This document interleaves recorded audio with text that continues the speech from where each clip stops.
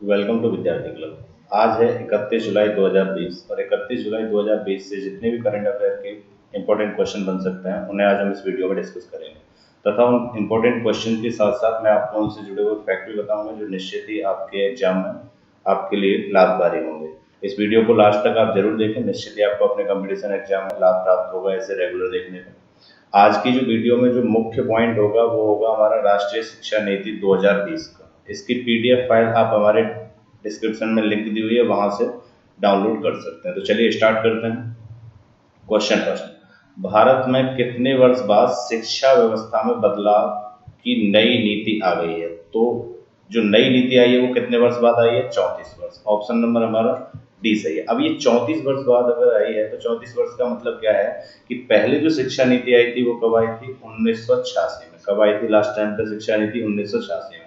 सबसे पहले जो शिक्षा नीति आई थी वो आई थी 1968 में इंदिरा गांधी के समय पे। फिर उसमें 1968 के बाद फिर 1986 में आई। 1986 के बाद कुछ संशोधन किए गए 1992 में। 1986 से 1992 के बीच आधुनिकीकरण पर जोर दिया गया था, जबकि 1968 में सबकी पहुंच तक शिक्षा को पहुंचाने का लाभ था। अब क्या किया गया है? शिक्षा व्यवस्था में नई नीति लाई गई है 2020 में। 29 जुलाई 2020 को कैबिनेट ने इसे फाइनल तौर पर माना है, निर्णय लिया है। इसके जो मंत्री हैं रमेश पोखरियाल निशंक। अब वो भी किसके मंत्री हैं? तो वो शिक्षा मंत्रालय के, क्योंकि मानव संसाधन विकास मंत्रालय का अब नाम बदलकर क्या कर दिया गया है? शिक्षा मंत्रालय। अच्छा, 1986 से पहले भी इसका नाम क्या था? शिक्षा मंत्रालय था। 1986 में इसका नाम बदलकर क्या कर दिया गया था? मानव संसाधन विकास मंत्रालय। इस नई शिक्षा नीति 2020 का जो लक्ष्य है वो है 2030 तक 100% युवा और प्रौढ़ साक्षरता प्राप्ति करना। इसका उद्देश्य यही है कि 2030 तक स्कूली शिक्षा में 100% सकल नामांकन अनुपात के साथ पूर्व विद्यालय स्तर से माध्यमिक स्तर तक की शिक्षा का सार्वभौमिकरण हो जाए। ठीक है, तो इतनी बातें आपको इसके बारे में पता होनी चाहिए। कल भी मैंने आपको बताया था कि मानव संसाधन विकास मंत्रालय का नाम बदलकर क्या कर दिया गया है? और शिक्षा मंत्रालय। कब पड़ा था इसका नाम मानव संसाधन विकास मंत्रालय? 1986 में, जो अब क्या कर दिया गया दोबारा से शिक्षा मंत्रालय। तो इतना आपको इसके बारे में पता होना चाहिए। नेक्स्ट क्वेश्चन देखते हैं। भारतीय शिक्षा नीति 2020। भारतीय शिक्षा नीति 2020 से जितने भी इंपॉर्टेंट क्वेश्चन बन सकते हैं मैंने इस वीडियो में डिस्कस करने की कोशिश की है। भारतीय शिक्षा नीति 2020 का मसौदा तैयार जिस कमेटी की अनुशंसा पर हुआ है उसके अध्यक्ष कौन है? तो देखिए, जिस कमेटी की अध्यक्षता पर ये अनुशंसा हुई है तो वो जो कमेटी है वो किसकी कमेटी है? तो वो डॉक्टर के कस्तूरी रंगन, यानी कि ऑप्शन नंबर हमारा बी सही है। अब ये के कस्तूरी रंगन है कौन? तो ये इसरो के पहले अध्यक्ष भी रह चुके हैं पुराने टाइम पे। इसरो आप जानते ही हैं, ठीक है। इसरो के पहले अध्यक्ष भी रह चुके हैं। एट टाइम पर ये जेएनयू के डायरेक्टर हैं। किसके डायरेक्टर हैं? जेएनयू के। इन्हीं की अध्यक्षता में एक कमेटी तैयार की गई थी। उसी की कमेटी की जो समीक्षा हुई थी, समीक्षा के हिसाब से जो भी बातें आई थी उनको किसमें उतारा गया? भारतीय शिक्षा नीति 2020 में। तो ये भी आपको पता होना चाहिए। नेक्स्ट क्वेश्चन देखते हैं। हाल ही में आए राफेल जेट की मारक क्षमता। राफेल जेट की मारक क्षमता लगभग कितने किलोमीटर है? तो राफेल जेट की मारक क्षमता है 3700 किलोमीटर, यानी कि ऑप्शन नंबर हमारा इसका सी सही आंसर हो जाएगा। तो 3700 किलोमीटर इसकी मारक क्षमता है लगभग। अच्छा, अब मारक क्षमता है 3700 किलोमीटर, तो और मैं आपको बता देता हूँ इसकी जो स्पीड है लगभग 2130 किलोमीटर प्रति घंटा रहती है। और ये इसकी जो ऊंचाई है कि वो कितने ऊंचाई पर उड़ सकता है? तो वो 60,000 ऊंचाई पर उड़ सकता है। 60,000 फीट की ऊंचाई पर उड़ सकता है। अब राफेल जेट आए कहां से? तो मैंने आपको कल भी बताया था पिछली वीडियो में, फ्रांस से आए हैं। और फ्रांस से आए हैं तो फ्रांस के बारे में आपको पता होना चाहिए कि कितने की डील हुई थी द एविएशन कंपनी से। तो ये 36 विमानों की डील हुई थी, जिसमें से अभी कितने आ चुके हैं? 5 आ चुके हैं। ठीक है, अब ये जो जेट विमान थे ये 2 दिन में भारत पहुंचे हैं। पहले ये फ्रांस से चलकर कहां पर रुके थे? तो यूएई में रुके थे। उसके बाद वहां पर ड्रॉप लेने के बाद ये दोबारा से आए और दोबारा कहां आके रुके? भारत। और भारत में कहां पर? तो ये अंबाला एयरबेस पे आके रुके थे। तो इतना आपको इसके बारे में पता होना चाहिए। नेक्स्ट क्वेश्चन है, 2019-2020 में ऑस्ट्रेलिया नागरिकता हासिल करने में विश्व का कौन सा देश सबसे आगे है? देखिए, ऑस्ट्रेलिया की जो नागरिकता हासिल करने में विश्व का कौन सा देश सबसे आगे रहा है? तो वो रहा है भारत। भारत के लोगों ने सबसे ज्यादा ऑस्ट्रेलिया की नागरिकता को ग्रहण किया है 2019 से लेकर 2020 तक। लगभग 38,000 लोगों ने ऑस्ट्रेलिया की नागरिकता को ग्रहण किया है। ऑस्ट्रेलिया, भारत के बाद किसने किया है? तो भारत के बाद ब्रिटिश ने किया, लगभग 25,000 लोगों ने। उसके बाद किसने किया? चाइना ने। और उसके बाद किसने किया है? पाकिस्तान ने। तो इतना आपको ऑस्ट्रेलिया की नागरिकता के बारे में पता होना चाहिए कि ऑस्ट्रेलिया नागरिकता जो हासिल करने वाले लोगों में सबसे जो आगे रहा है वो कौन से लोग, कहाँ के लोग रहे हैं? भारत के लोग रहे हैं। अब ऑस्ट्रेलिया की बात आई, देखिए ऑस्ट्रेलिया के बारे में आपको बता देता हूँ। ऑस्ट्रेलिया के बारे में, ऑस्ट्रेलिया की जो राजधानी है वो कैनबरा है, जिसका सबसे बड़ा जो शहर है, सबसे बड़ा शहर कौन सा है? उसका सिडनी है, ठीक है। और ऑस्ट्रेलिया को खेलों की राजधानी भी कहा जाता है। ऑस्ट्रेलिया को क्या कहा जाता है? खेलों की राजधानी भी कहा जाता है। यहाँ के जो प्रेजेंट टाइम के जो पीएम है वो स्कॉट मॉरिसन है। सबसे ज्यादा सांप भी कहाँ मिलते हैं? ऑस्ट्रेलिया में मिलते हैं। ऑस्ट्रेलिया महाद्वीप पे स्थित है, अकेला ऐसा देश है जो किसी अकेले महाद्वीप पे पूरे के पूरे पे क्या है? ऑस्ट्रेलिया है। तो इतना आपको ऑस्ट्रेलिया के बारे में जानकारी होनी चाहिए। नेक्स्ट क्वेश्चन देखते हैं। नेक्स्ट क्वेश्चन है हमारा, अंतरराष्ट्रीय टेस्ट क्रिकेट में विश्व के कौन से गेंदबाज एक टेस्ट मैच में 10 विकेट लेने वाले तीसरे टेस्ट गेंदबाज हाल ही में बन गए? तो तीसरे टेस्ट गेंदबाज जो बने हैं वो कौन बने हैं? तो वो बने हैं स्टुअर्ट ब्रॉड, यानी कि ऑप्शन नंबर हमारा इसका बी सही आंसर हो जाएगा। स्टुअर्ट ब्रॉड बने हैं 10 विकेट लेने वाले तीसरे टेस्ट गेंदबाज। कहाँ के हैं ये? तो इंग्लैंड के रहने वाले, इंग्लैंड की टीम से खेलते हैं। 10 विकेट लेने के साथ इन्होंने अपने जीवन कार्यकाल में 500 विकेट का भी लक्ष्य पूरा कर लिया है, यानी कि 500 विकेट भी इन्होंने हाल ही में लेके पूरा किए हैं। तो स्टुअर्ट ब्रॉड आप देखिए, ये है स्टुअर्ट ब्रॉड, ये कहाँ के रहने वाले हैं? इंग्लैंड के रहने वाले, इंग्लैंड की टीम से खेलते हैं। इन्हीं की बॉल पर युवराज सिंह ने 6 छक्के मारे, ठीक है। तो इतनी बातें आपको स्टुअर्ट ब्रॉड के बारे में पता होना चाहिए। नेक्स्ट क्वेश्चन है, एडीबी ने कोविड-19 के खिलाफ लड़ने के लिए भारत को कितने मिलियन अमेरिकी डॉलर अनुदान की मंजूरी दी है? तो अमेरिकी डॉलर एडीबी ने दिए हैं कितने मिलियन डॉलर? 3 अरब डॉलर, यानी कि लगभग 22,000 करोड़ रुपए, यानी कि ऑप्शन नंबर हमारा इसका ए सही आंसर हो जाएगा। अच्छा, किसने दिए हैं कोविड-19 से खिलाफ लड़ने के लिए? तो ये दिए हैं एडीबी। एडीबी आप जानते हैं एडीबी क्या है? तो एडीबी है एशियन डेवलपमेंट बैंक, जिसका गठन कब हुआ था? 1966 में। एडीबी का गठन कब हुआ था? 1986 में। और इसका जो मुख्यालय है वो कहाँ पर है? फिलीपींस। फिलीपींस आप जानते हैं एशिया की जो साउदर्न कंट्री है वहां पर फिलीपींस पड़ता है। तो ये है आपका फिलीपींस। फिलीपींस की राजधानी है मनीला, वहीं पर एडीबी का मुख्यालय है और इस तरीके से इसका मुख्यालय बना हुआ है। ये जो आप देख रहे हैं एडीबी का मुख्यालय है, जो कि एशियन डेवलपमेंट बैंक है। शुरुआत में इसमें केवल 38 सदस्य देश मेंबर थे, लेकिन एट टाइम पर इसमें 68 सदस्य देश मेंबर हैं, भारत भी उनमें शामिल है। इसका जो गठन हुआ था वो कब हुआ था? 1966 में। तो इतनी बातें आपको एडीबी के बारे में भी पता होना चाहिए। नेक्स्ट क्वेश्चन देख लेते हैं। नेक्स्ट क्वेश्चन है, राष्ट्रीय शिक्षा नीति 2020 के अनुसार किस कक्षा तक मातृभाषा में शिक्षा प्राप्त करने का अधिकार रहेगा? तो मैंने वीडियो की स्टार्टिंग में बताया था, आज का जो पूरा टॉपिक है लगभग वो राष्ट्रीय शिक्षा नीति 2020 से बनने वाले जितने भी क्वेश्चन है उन्हें इसमें आज डिस्कस किया गया है। तो मातृभाषा में शिक्षा प्राप्त करने का जो अधिकार प्राप्त हुआ है वो कौन सी में हुआ है? 5वीं तक, यानी कि ऑप्शन नंबर हमारा इसका बी सही है। तो 5वीं तक क्या होगा कि मातृभाषा में पढ़ाई करवाई जाएगी। स्कूली लेवल पर 5वीं तक मातृभाषा में पढ़ाई होगी, चाहे वो किसी भी भाषा के हो। अलग राज्य में अलग अलग भाषा के हिसाब से वहाँ की मातृभाषा एनसीईआरटी के द्वारा क्या की जाएगी? निर्धारित की जाएगी। तो इस तरीके से इसके बारे में भी आपको पता होना चाहिए। राष्ट्रीय शिक्षा नीति, अभी मैंने आपको बहुत कुछ इसके बारे में डिटेल में बताया था। कस्तूरी रंगन इन्होंने क्या की थी? एक समिति थी, उसी की अनुशंसा पर ये लागू हुई है। इसके बाद क्वेश्चन नंबर 8 देख लेते हैं। राष्ट्रीय शिक्षा नीति 2020 के अनुसार मूल्यांकन के उद्देश्य के लिए एक नया राष्ट्रीय मूल्यांकन केंद्र कौन सा नया एक मिनट, राष्ट्रीय शिक्षा नीति 2020 के अनुसार मूल्यांकन के उद्देश्य के लिए एक नया राष्ट्रीय मूल्यांकन केंद्र स्थापित किया गया है। ये थोड़ा सा मिसप्रिंट यहाँ पे देख लीजिएगा। तो जो नया राष्ट्रीय मूल्यांकन केंद्र जो स्थापित किया गया है वो किया गया है कौन सा? परख। कौन सा किया गया है? परख, यानी कि ऑप्शन नंबर हमारा इसका ए सही आंसर हो जाएगा। परख की फुल फॉर्म आपको पता होनी चाहिए। तो ये दरअसल किस लिए किया गया, पहले मैं आपको ये बता देता हूँ। तो ये राष्ट्रीय मूल्यांकन केंद्र, यानी कि केंद्रों का क्या किया जाएगा? मूल्यांकन, कि कौन सा केंद्र सही से काम कर रहा है, कौन सा केंद्र सही से काम नहीं कर रहा है। परख का नाम है, पूरा फुल फॉर्म है, लिख लीजिएगा, परफॉर्मेंस असेसमेंट।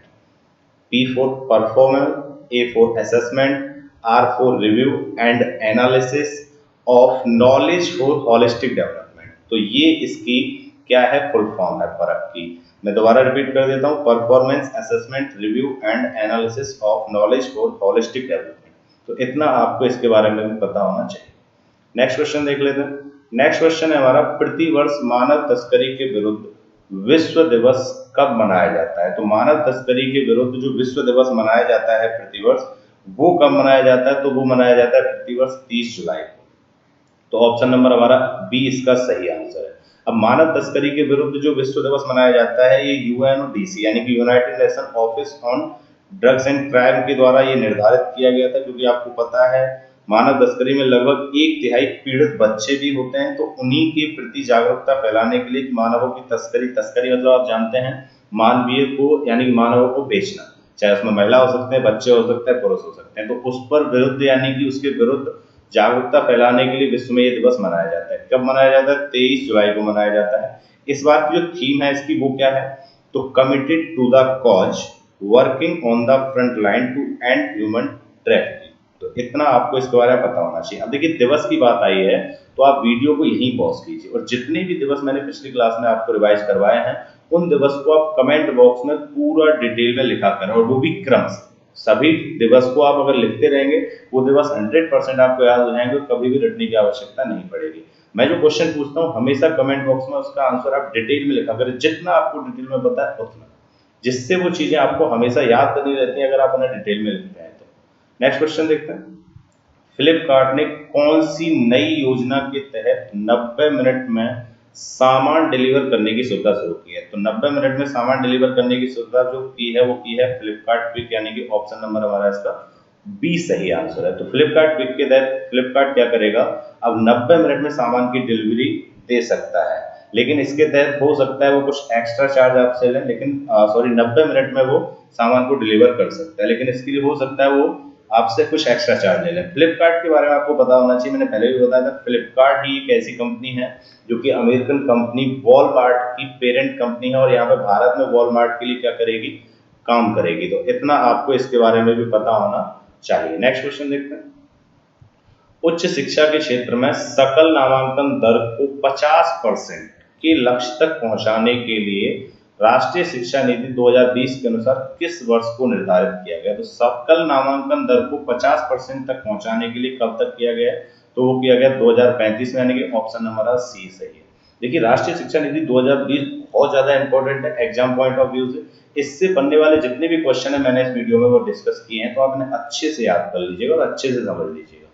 नेक्स्ट क्वेश्चन है, राष्ट्रीय शिक्षा नीति 2020 के अनुसार वोकेशनल एजुकेशन की शुरुआत किस कक्षा के बाद की जाएगी? तो वोकेशनल एजुकेशन की शुरुआत जो की जाएगी वो कब की जाएगी? 6वीं कक्षा के बाद, यानी कि ऑप्शन नंबर हमारा इसका बी सही है। वोकेशनल एजुकेशन का मतलब क्या होता है? एक दूसरे से संवाद करना, यानी कि उन्हें वोकल तरीके से प्रिपेयर करना, यानी कि एज ए इंटरव्यू की तरह उन्हें तैयार करना, और ऐसा भी हम कह सकते हैं कि व्यावसायिक तौर पर उन्हें एजुकेशन देना। तो इस तरीके से आपको इसके बारे में भी पता होना चाहिए। नेक्स्ट क्वेश्चन है हमारा, बुकर पुरस्कार 2020 के लिए संक्षिप्त सूची, यानी कि 20 लोगों की ये सूची बनाई गई है। बुकर पुरस्कार 2020 के लिए संक्षिप्त सूची में कौन सी भारतीय मूल की महिला अपने उपन्यास सुगर बर्न्ट, कौन सा, सुगर बर्न्ट के लिए शामिल हुई है? तो जो सुगर बर्न्ट के लिए शामिल हुई है वो है अवनीत दोषी, यानी कि ऑप्शन नंबर हमारा इसका कौन सा सही है? सी इसका सही आंसर हो जाएगा। ये भारतीय मूल की हैं, अमेरिका में ये जन्मी थी, सिडनी में ये रहती हैं, तो भारतीय मूल की ये लेखिका हैं और इन्होंने एक उपन्यास लिखा है, कौन सा, सुगर बर्न्ट। 20 लोगों को इसमें शामिल किया गया, अभी इन्हें पुरस्कार नहीं मिला है, अभी इन्हें केवल इस सूची में क्या किया गया है, शामिल किया गया है। नवंबर 2020 में इसकी घोषणा की जाएगी कि बुकर पुरस्कार कौन आखिर जीता है। तो अवनी दोषी भारतीय मूल की हैं जिनको इनमें क्या किया गया है, सम्मिलित किया गया है। तो इतना आपको इसके बारे में पता होना चाहिए। नेक्स्ट क्वेश्चन है, किस राज्य सरकार ने हाल ही में डीजल के दाम में 16.75% वैट मतलब वैल्यू एडेड टैक्स मूल्य में कमी कर दी है? तो ऐसा करने वाली जो राज्य बना है वो कौन सा बना है? दिल्ली, यानी कि ऑप्शन नंबर हमारा इसका डी सही आंसर है। यानी कि दिल्ली के सीएम अरविंद केजरीवाल जो आम आदमी पार्टी से हैं, उन्होंने डीजल के दाम में वैट मूल्य में कमी कर दी है। कितने? तो 30% से घटाकर उन्होंने कितनी कर दी है, 16.75% है, ठीक है। यानी कि वैट मूल्य में जो कमी की है 30% से कितना कर दी है, 16.75% की क्या कमी कड़ी कर दी है, यानी कि पहले 30% टैक्स उस पर लगता था, क्योंकि आपको पता है डीजल और पेट्रोल के दाम बहुत ज्यादा बढ़ गए, तो इसी वजह से दिल्ली के सीएम द्वारा ही किया गया है। अब दिल्ली की बात आई है, देखिए दिल्ली के जो सीएम है वो आपको पता होना चाहिए अरविंद केजरीवाल है। एट टाइम पर जो लेफ्टिनेंट गवर्नर है वो कौन है, अनिल बैजल हैं। सीटें आपको पता होनी चाहिए, विधानसभा सीटें 70 हैं, लोकसभा सीटें 7 हैं, राज्यसभा सीटें 3 हैं, ठीक है। प्लस दिल्ली जो है वो किस नगर के किनारे, वो किस नदी के किनारे बसा है, तो वो यमुना नदी के किनारे। पुराना नाम क्या है, इंद्रप्रस्थ है। राजधानी कब बना, 1911 में घोषणा की गई, 1931 में बनी। इसके जो वास्तुकार है यानी कि आर्किटेक्ट हैं वो कौन कौन है जिन्होंने इसकी मतलब स्ट्रक्चर दिया था, तो सर लुटियंस और हर्बर्ट बेकर, उन्होंने पूरा आपको डिटेल में पुराने जो वीडियो है उसमें बता रखा है। एक बार फिर आप, इस बार मैं दिल्ली के बारे में आपको नहीं बता रहा हूँ, आपको क्या करना है कमेंट बॉक्स में दिल्ली के बारे में पूरी चीजें आपको क्रम वाइज लिखनी है, जिससे वो चीजें आपको याद हो जाए। नेक्स्ट क्वेश्चन देखते हैं। नेक्स्ट क्वेश्चन है हमारा, 30 जुलाई 2020 को भारतीय प्रधानमंत्री नरेंद्र मोदी के द्वारा किस देश के सुप्रीम कोर्ट की बिल्डिंग का वर्चुअल उद्घाटन किया गया है। तो जो वर्चुअल उद्घाटन किया गया है वो किस देश के किया गया है, तो वर्चुअल उद्घाटन हुआ है मलेशिया के सुप्रीम कोर्ट का, यानी कि ऑप्शन नंबर हमारा इसका कौन सा सही है, बी इसका सही आंसर है। तो देखिए मलेशिया में सुप्रीम कोर्ट बना है, उसका जो लॉन्च हुआ है, उद्घाटन हुआ है वर्चुअल तरीके से, यानी कि भारत के प्रधानमंत्री ने यहीं से उसका क्या किया, उद्घाटन किया है। अब मलेशिया में सुप्रीम कोर्ट बना है, उसका उद्घाटन उनके द्वारा किया गया। मलेशिया की बात आई, देखिए मलेशिया की राजधानी क्या है, कुआलालंपुर है। कहाँ का देश है, तो आपको पता है ये जो देश है ये एशिया महाद्वीप का देश है। कहाँ का देश है, एशिया महाद्वीप का देश है। तो मलेशिया जो है वो, ये मलेशिया आप देख रहे हैं, ये वाला मलेशिया है। इसकी जो राजधानी है वो आपको पता ही है क्या है, तो राजधानी इसकी क्या है, कुआलालंपुर। प्रेजेंट टाइम पर जो इसके प्रधानमंत्री हैं वो कौन है, प्रविंद जगन्नाथ है, जो कि पिछली बार भारत में भी आए थे। तो इतना आपको मलेशिया के बारे में पता होना चाहिए। नेक्स्ट क्वेश्चन देखते हैं। देखिए ये जो क्वेश्चन है मैंने आपसे पिछली क्लास में पूछा था, इसका आंसर कुछ लोगों ने दिया था, कुछ लोगों ने डिटेल में लिखा था। बहुत अच्छी बात है, मैं फिर कहता हूँ आंसर को हमेशा डिटेल में लिखा करें। जितना आप डिटेल में लिखेंगे उतना ज्यादा आपके लिए बेटर रहेगा। जैसे दिल्ली अगर आया है तो दिल्ली के बारे में पूरा डिटेल में लिखा करें आप कमेंट बॉक्स में। तो भारत के किस राज्य के मुख्यमंत्री द्वारा हाल ही में रोजगार पहुंचा ऐप लॉन्च किया गया, तो वो किसके द्वारा, दिल्ली। और लगभग 2 दिन में 2 लाख से ज्यादा इस पर लोग क्या करा चुके हैं, रजिस्ट्रेशन करवा चुके हैं। अब दिल्ली की बात आई, देखिए दिल्ली के बारे में आपको पूरा लिखना चाहिए था, बेसिक से लेकर टॉप तक एकदम पूरा इसके बारे में आपको बताना चाहिए था। कमेंट बॉक्स में आप जितना लिखेंगे उतना ज्यादा आपको चीजें याद रहेंगी। अब आपके लिए कल के लिए क्वेश्चन है, आईआरसीटीसी ने किस बैंक के साथ मिलकर रुपे कार्ड लॉन्च किया। तो आपको बताना है कि किस बैंक के साथ मिलकर रुपे कार्ड लॉन्च किया। ये इसके ऑप्शन है, state bank of India, central bank of India, Punjab national bank, ICICI. अब इनमें से जो भी बैंक है उसके बारे में आप डिटेल में लिखें, उसकी स्थापना कब हुई थी, उसके एमडी कौन है, प्रेसिडेंट टाइम का सीईओ कौन है, उसका हेडक्वार्टर का, सारी चीजें आप उनके बारे में अगर डिटेल में जानेंगे और डिटेल में अगर लिखेंगे तो वो चीजें हमेशा आपको याद बनी रहेंगी। तो आपको अगर ये वीडियो पसंद आया हो तो आप इस वीडियो को अपने जितने भी स्टडी से रिलेटेड चैनल है उन पर जरूर सेंड किया करें, शेयर किया करें। और अभी तक आपने अगर हमारा चैनल सब्सक्राइब नहीं किया तो चैनल को सब्सक्राइब कर लें और साथ में बेल आइकन जरूर प्रेस कर लें, जिससे आपको डेली सुबह मॉर्निंग में 5 बजे वीडियो मिल जाए। आप कमेंट में हमें कमेंट करके बताइएगा आपको वीडियो कैसी लगी, और आप हमें अगर कोई सुझाव देना चाहते हैं तो भी कमेंट में बता सकते हैं। ठीक है, थैंक यू।